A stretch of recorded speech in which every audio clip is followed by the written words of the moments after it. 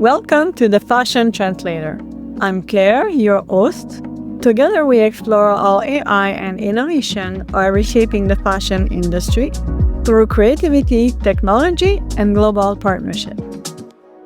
For today's episode, I'm thrilled to welcome Megan Krajco, Design Director at PAKA, a brand known for its deep commitment to transparency, natural material, and sustainable craftsmanship in the industry. Megan, thank you for joining me today. Please start by introducing yourself and sharing what first inspired your journey into design and what eventually led you to PAKA. Sure.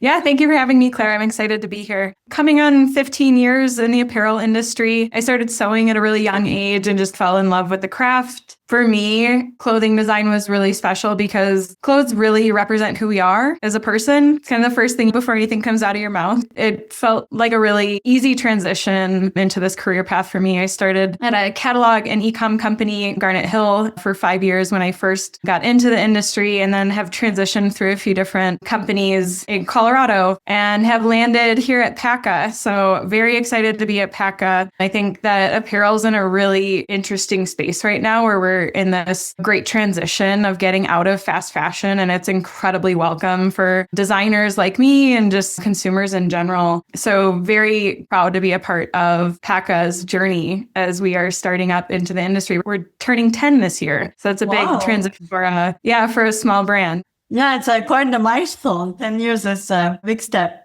It is big milestone. We've got a lot of great things coming in 2026 and even more down the road. So we're starting to really think ahead, which is exciting. For sure, exciting. What would you say is the soul of PAKA? Like, how does this guide your work as a design director? PAKA is truly about connection back to source. That's really our main mission. PAKA started in Peru. Our founder, Chris Kobe, started it on a backpacking trip down to Peru, one-way ticket, and ended up meeting a sweater maker down there that really kickstarted this whole journey. PAKA started growing pretty rapidly in 2024. We brought on about 15 new employees, which was pretty impactful. Yeah, in a very short amount of time. All at once, like 14 people all together. Just about. Trickled a little bit throughout the year, but a good chunk of us towards the end of the year. And PAKA is just very much connected back to source. We just launched our first heritage collection last year, which was really impactful, a true collaboration with the weaving communities that work in the Sacred Valley outside of Cusco in Peru. And we have very close relationships with all of our suppliers. It's really important to us from fiber all the way through to the consumer touching the product at the end. We try to maintain that really close relationship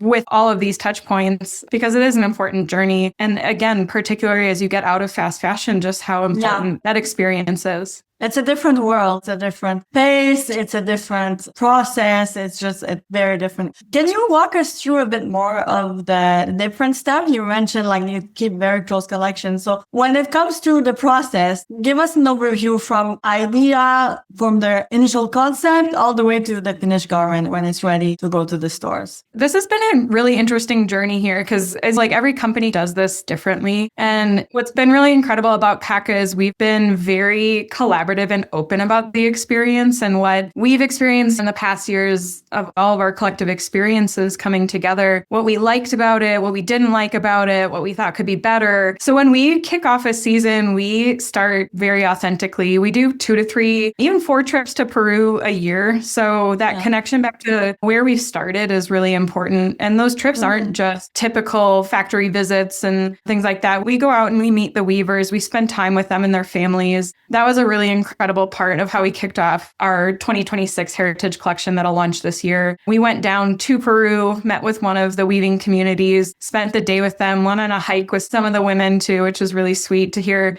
your personal stories, humanize the whole experience. And then we met with the director of CTTC. It's a community of weavers who come together to support one another, learn new techniques, things like that. And she just has this incredible heart to her that just is is really profound. And she shares with us what community really means in Peru and just all these little moments of humanity. And that really kickstarts us into that true feeling of heart into a season. And then we go into a little bit more of the typical way of designing, gathering color samples. We don't use trend services. We dabble in it to make sure we're validating what we're doing. So we're not totally discarding what's going on in the world, but really wanting to make sure that we're staying close to Peru. So most of our colors actually are derived from these trips. We pull samples from the earth, from eucalyptus trees, things like that, and really build out our palette from there. And then again, you go back into some of the steps of assortment planning and whatnot too. But it's a very collaborative experience, very much about sharing ideas. We use the phrase best idea wins. So really, my idea isn't always going to be the idea that comes to fruition. It could be a suggestion from someone in customer service. It could be something a consumer shared with us. So very much a collaborative experience. I think this really translates into the finished garment when you're thinking about this not as separate box and separate step, but as an entity. It's an entire web. And when you start with this very strong passion directly with the supplier, I feel like it carries you all the way through the finish line. Because also when it comes to working with all of these different steps, whether it's inside or with the suppliers, working together instead of against each other, or instead of just, I'm doing, this is my job. This doesn't work in the fashion industry. Very often you have to just, everyone puts it together and we just make it happen and show must go on. So when you have this level of personal connection that you really bond with your supplier, you have a strong foundation to build from. Yeah, absolutely. That's incredibly insightful. And I think such an important piece of it, because not every factory is going to be skilled at the service you might be asking them to be too. Maybe they want to learn, but maybe there's another opportunity around the corner for them to really understanding at that core level of where you want your businesses to collaborate and grow is incredibly important. I think that's a great insight that you just mentioned, because it can happen often that some brand will try to push and squeeze a square into a circle. Okay, I want this factory. Then, of course, they want to work, they want to help, they want to participate. Very rarely they will tell you no. But when you start playing outside of their strand, losing where they can serve you best, where if you bank on, okay, this factory is really shining, expand on that, and then pivoting and bringing other players that also shine. I think that's also true for even like within the company. If each individual or each aspect or department or supplier can really expand on what they do best, I think that really brings the product to the next level. Yeah, absolutely. And we're trying to make product that lasts a really long time. That's incredibly important. The time that we take in development, that was a big learning, I would say, coming out of 2025. That amount of time that you take to really dedicate to making amazing product is so important for that output too. And that'll be a big change coming for us coming into 2026, 2027 and beyond. Tell me more about this, because this is another aspect of the sustainability that we're not always thinking about, like the longevity. What kind of thought process, what aspects, what comes into play for PAKA when it comes to making sure the garments last long? The first thing is it's really important for us to use as sustainable of a material as we can. We get a lot of comments from consumers that we do use certain synthetics in our products, and that's for great reason, because it helps to bring a little bit more durability to the product itself. We make sure that they're recycled if we are using synthetics. That being said, there is so much to be learned about natural fibers still and how really enhance a product and bring that beauty over time. You look at the brands like Carhartt, Levi's, Woolrich, these brands that have been around for so long and built off natural materials. Everyone wearing Carhartt jackets today. That's the big thing right now. And they're still in great shape because of the materials. So materials durability is a really big conversation for us. We are innovating our materials right now. All of our materials have alpaca in them. And alpaca is just a really interesting fiber. In general, it's incredibly durable, but it has its nuances, as every fiber does. And so there's a lot of learning and a lot of testing that is involved in making sure that we are putting out the best product out there. And as a startup, we make mistakes. We aren't always putting out what we feel is the best product, but there's always learning from that. So continuing to learn and adapt, I think, think is really important in sustainability. Looking at constructions that we're choosing to use, working closely with our factories and setting quality standards, and such a believer of that hand-me-down quality. Like, I want to buy something because it means something to me and I want to be able to pass this down to the next generation or to a friend down the road. It's important for us from a sustainability standpoint to ensure that we have the best materials, the best construction, the best quality. That ability to be able to hand me down any sort of apparel that we have is incredibly important. Just keeping it out of the landfills is really step one. I remember a jacket that my mom, like these pieces that you get from your mom or even from my grandmother. We think about like jewelry, heirloom, but clothes also, you know, because you can touch them, you can wear them, like just a blanket, a scarf, a jacket, a sweater. They have such a different feeling. Like when I'm wearing these things, like my grandmother's scarf, like the whole day and I have it all, it a bit of her with me, you know, for the whole day. And it gives such a different like soul to the garment because you have this memory. I saw her with it and now I get to wear it and then pass it down. Like this is a beautiful process.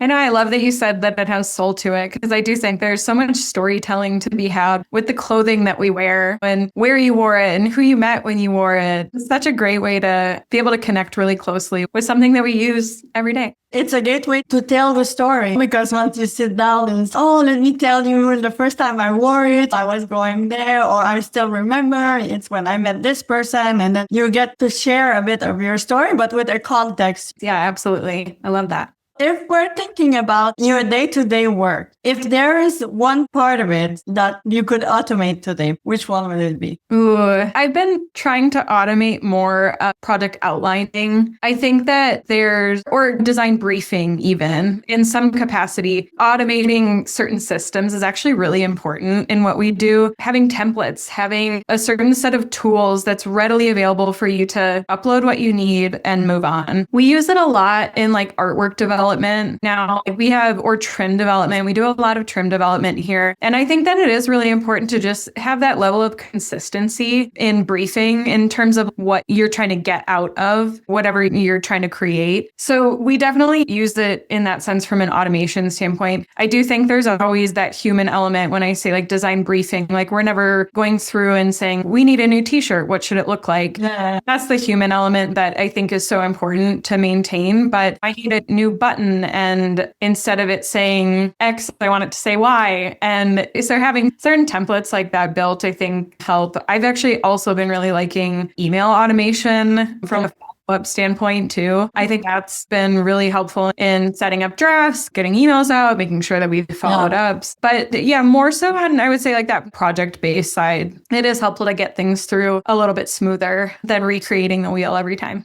When these things just go by themselves, it gives you more brain space for the creative things and for the things where the human touch is really crucial. Exactly. I think about it even in concepting, like how you build the process of which you build a product. What's the meeting that happens before this meeting, that happens before this deliverable, and setting that stage in terms of the calendar and the process that we want to go through. And if we can automate that, the creativity becomes more open and more creative because it's more predictable. Yes.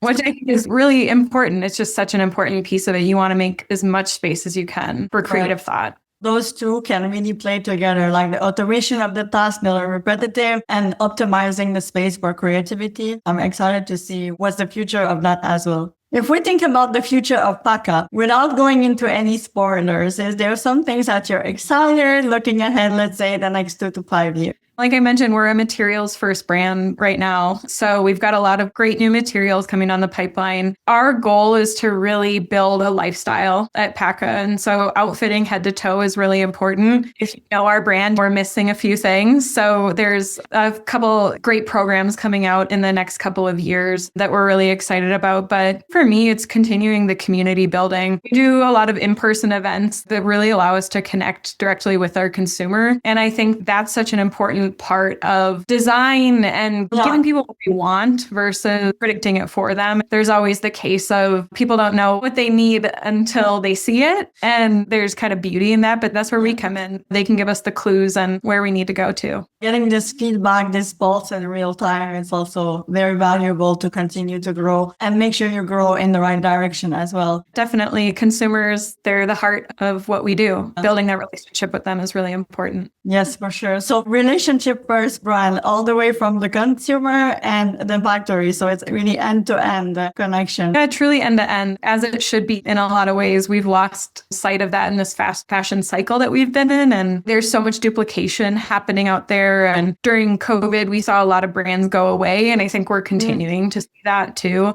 because people are looking for more meaning, more connection, especially in the digital world. And if we can offer that through our platform and through our clothing, we would love to be a part of that. Yes, the more we're going to go into the future, the more we're going to crave this human touch, this human connection. The faster we go and the higher we go into these technology, AI, automation, of course, all exciting, but I think we're always going to need this balance between human and technology. Yeah, absolutely. And technology, like you said, it supports us in what we do and allows us to automate certain things that don't need creativity necessarily. And that's okay. It again opens up the room for creativity that we're all craving right now. Yeah, that's for sure. Well, Megan, we're going to keep a very close eye on you and on PAKA for what's coming next. For the audience who would like to stay in touch and connect, know more about the brand and about Megan, all the links will be in the description. Megan, thank you so much for joining me.